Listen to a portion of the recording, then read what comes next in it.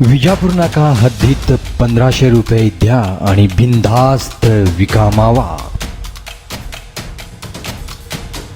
परिसरात जवळजवळ 500 टपऱ्यामध्ये विकला जातोय कॅन्सरयुक्त मावा। कोणी पण येऊ दे, आम्हाला काय फरक नाही पडत। आमच्यावर मोठमोठ्या शासकीय अधिकाऱ्यांचा आहे हात।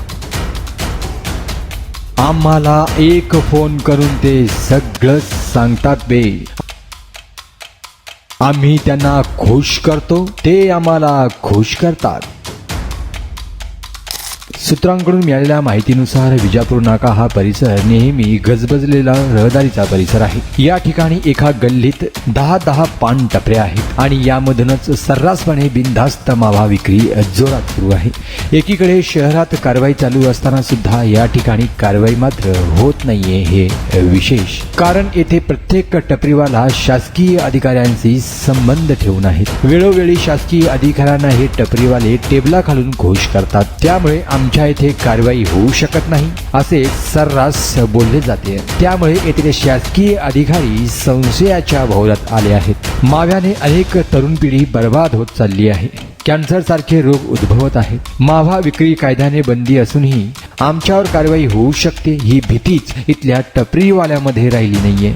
उलट आपल्याला कोण काय करू शकत नाही बे, आपला बॉस आहे, एक फोन करतो, अधिकारी गुपचूप चिरीमिरी घेऊन निघून जाते बघ। आता जी काही शहरात कारवाई चालू आहे काही नाही बघ, फक्त नावालाच आहे बे। आपल्यात कोणी वाकडा आला ना, आपले शासकीय अधिकारी त्याला चांगलंच बघून घेतात बघ। असा सर्रास बाईगिरीची दादागिरीची भाषा इथल्या टपरीधारकांमध्ये दिसून येत आहे।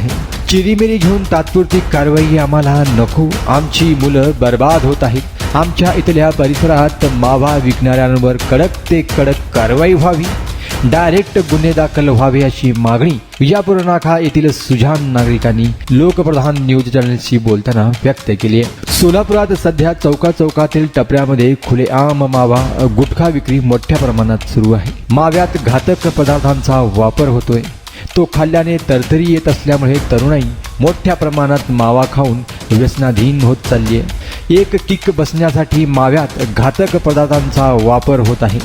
दुसरीकडे अन्न व औषध प्रशासनाच्या वतीने याकडे साफ दुर्लक्ष होत आहे। काही ठिकाणी चिरीमिरी कारवाई होतीये, त्यानंतर पुन्हा परिस्थिती जैसे थेच। त्यामुळे गुटखा मावा विक्रीवर कडक कारवाई करावी अशी मागणी सोलापूरकर करत आहेत। Bureau report, Lokpradhan news, Solapur.